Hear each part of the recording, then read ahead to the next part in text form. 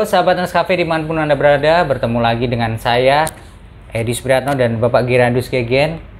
Hari ini kita ngobrol-ngobrol santai lagi dengan Bapak Gegen lagi. Abang jangan bosan-bosan ya. Ya, kita sedikit Kali-kali kita ngopi ya. Ya, kita Bawa kopi ngopi, ya, bawa kopi, Pak. Ya. Saya Pak, gini Pak, saya hari ini ngobrol sama Pak Gegen. Dikit Pak, saya itu sebagai perawat terus terang ya. Kadang ada teman saya itu mengeluh Pak. Apa tuh? Mengeluh gini, saya kok perawat kok gajinya lebih kecil daripada karyawan lain ya. Kayak gitu Pak, kayak karyawan perusahaan lah, karyawan tuh. Padahal kita sekolah mahal, terus kita menanganin, bener-bener menanganin orang, bukan menanganin mesin kayak itu barang kayak gitu. Kenapa kita gajinya kok maaf kecil banget gitu? Kecil itu seberapa? Ya nggak tahu. Mungkin untuk makan, untuk itu aja pas buat makan. Kadang-kadang untuk kebutuhan pendidikan anak kadang-kadang masih apa ya namanya BRI lah Pak. Apa tuh? Ya BRI kredit kayak gitu Pak. Pas ya, pas beli mobil, pas punya rumah, pas itu bukan? Enggak Pak. Enggak ya. Kayak gitu, ada yang ngomong kayak gitu Pak. Apalagi yang di pedalaman atau yang di pedesaan. Makanya banyak mengeluh, kok perawat gajinya lebih gede dari maaf ya sekretaris lah, apa housekeeping, ada security. Padahal ya gimana ya gitu Pak. Menurut Bapak bagaimana Pak ini Pak? Ya, ini saya juga pernah baca dan memang ini menjadi permasalahan hampir ya, kalau mau diskusi seperti itu nggak ada habisnya ya. Iya, saya betul. itu baca juga ada di TikTok, di satu TikTok yang mengatakan bahwa gaji perawat kasihan sampai ada 300.000. Ya ini menjadi keprihatinan sebetulnya. Ini kita nggak boleh menutup nih loh. Iya. Nggak boleh menutup dan saya nggak bisa berbuat apa karena memang organisasi profesi juga nggak bisa berbuat apa-apa untuk mengusulkan tentang gaji ini nggak bisa karena kita nggak punya standar. Kalau kita bicara soal buruh ya, Undang-Undang 13 2003 tentang Undang-Undang Perburuhan ya, yang belum dimasuk ke Undang-Undang Cipta Kerja. Yang saya tahunya kan itu, karena Undang-Undang Cipta Kerja kan belum itu memang sudah ada patokannya ketika yang namanya upah minimum provinsi atau upah minimum regional. DKI misalnya, kalau DKI kalau nggak salah sekitar 4 juta berapa. Tetapi kalau balik lagi tadi ke Mas Edi bilang, memang ada di bawah itu. Iya, saya pernah dengar Pak. Iya. Ngeluh, aduh, gimana ini mau ada bayaran anak, tapi gajinya segini pas banget. Makan pakai apa? Pakai cukup, pakai tempe, sambal, udah alhamdulillah. Kadang-kadang gitu Pak.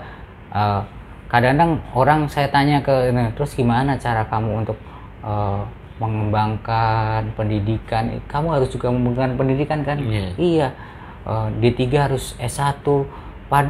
Sementara gajinya aja untuk makan aja cukup loh Pak. Itu cukup alhamdulillah loh Pak. Cukup ya. Iya. Makanya apakah ada suatu tindakan, misalnya kayak tadi standarisasi gaji perawat? Kalau nggak salah dulu pernah saya dengar ada mau standarisasi gaji perawat, tetapi sampai saat ini nggak ada ya Pak. Gimana ya memang itu yang kita katakan tadi, kita nggak bisa di organisasi profesi untuk tetapi memang banyak rumah sakit di daerah terutama ya, yang mungkin kalau di daerah-daerah kan juga beda dengan Jakarta, dengan di daerah, dengan pendapatan daerahnya berbeda, pajak dan segala macam, itu juga mempengaruhi. Misalnya di daerah terpencil tentu gaji sekian karena sesuai dengan APBD. Ini yang ada dalam perburuhan, undang perburuhan. Kalau kita berbicara soal profesi, tidak ada diterapkan di situ. Ketika masuk dalam dunia pekerjaan, kan posisi bargainingnya di situ, tawar menawarnya di situ. Memang agak miris juga nih sekarang pola pendidikan kita dari dulu waktu zaman SPR ke SPK, SPK ke D3 dihapus, sekarang udah S1. Nah, sementara sekolah itu kan perlu biaya yang Iya, banyak. betul. Sekarang logikanya, apakah dengan sekolah S2, S3 lalu kita dengan bekerja dengan sebegitu tamat lalu akan balik modal? Saya nanya. Ya, Balik modal nggak? ini saya tanya Pak, apakah ada standar misalnya, oh D3 gajinya segini, Nggak S1 ada. gajinya segini. Saya rasa kok nggak ada standarisasi gitu loh Pak. Nggak ada. Itu lagi-lagi tadi posisi bargaining ketika dengan perusahaan itu yang menjadi. Tetapi yang saya tahu memang ada di beberapa rumah sakit yang sudah melakukan standar tadi UMP. Dasarnya loh itu Iya, UMP. betul. Belum lagi nanti berbicara soal keahlian, sertifikasi. Dia dihargai loh. Ada beberapa rumah sakit yang sudah menerapkan. Pertanyaannya, apakah semua sama? Kan enggak. Iya, makanya apakah di daerah itu dilakukan seperti itu juga Pak? Ya, coba survei aja. Saya juga belum ada yang badan independen yang mensurvei ya, yang menyatakan bahwa jumlah perawat di daerah gaji sekian ya. Yang sekarang kan semua mengeluh, Ya, betul. semua bilang begini.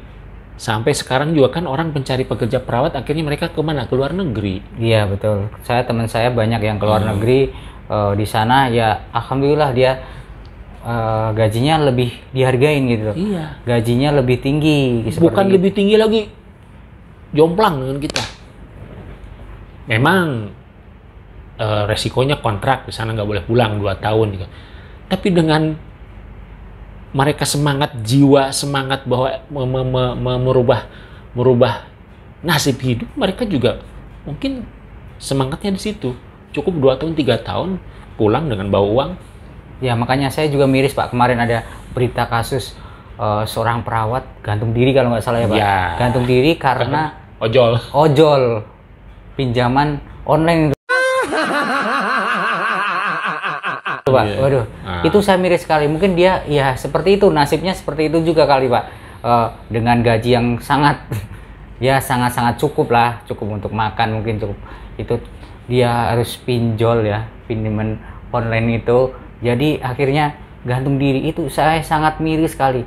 Berarti di keperawatan itu standarisasi emang belum standar. Belum ada. Itu ibarat kalau kita bicara soal kayak gunung es, itu baru puncaknya doang ketahuan, tapi di bawahnya banyak masalah kawan, banyak masalah. Makanya kan saya hanya berpesan ke teman-teman, ketika masih muda, coba gali potensi yang ada. Kita jangan pernah puas satu pekerjaan. Okay. Pandemik ini memberikan suatu ganjaran pelajaran pada kita. Bagaimana kekuatan pandemik ini, perusahaan-perusahaan yang dulu multinasional, gulung tikar yang orang dulu kaya, karena memang seperti itu. Nah, kalau kita punya second job misalnya, ya kita punya potensi, misalnya sampean misalnya di kampung punya ternak sapi, ya kan? Iya, betul. Itu kok kembangkan, jangan pernah malu. Saya ternak ayam, gitu kan? Itu salah satu solusi menurut saya. Karena kalau kita bicara soal kurang, tidak akan ada solusi. Tapi semua kembalikan kepada diri kita. Bisakah kita mengembangkan diri kita? Itu yang penting. Oke, berarti jadi perawat jangan hanya fokus ke perawat, tapi kita harus bisa cari peluang usaha. Iya. Makanya banyak perawat kita itu kadang jualan.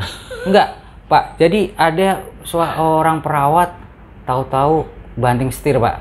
Banting setir, perawatnya ditinggalin, ganti usaha apa gitu. Perawatnya ditinggalin, saya lebih baik usaha daripada perawat. Gitu. Ya, tidak disalahkan kan? Tidak disalahkan. Ya. Mungkin lebih baik ya jadi double job kali Pak. Ya, gitu. Mungkin untuk teman-teman yang perawat yang gajinya masih minim, pesannya apa Pak? Mungkin. Ya, saya kira ini pesan moral yang sangat luar biasa teman-teman.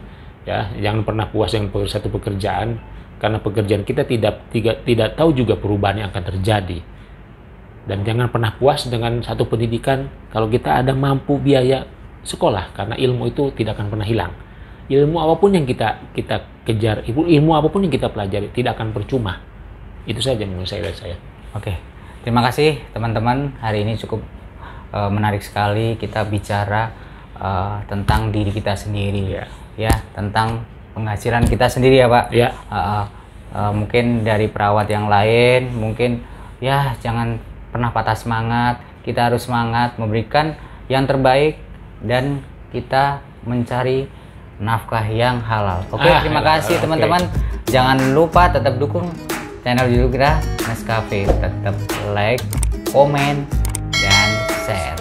Terima kasih.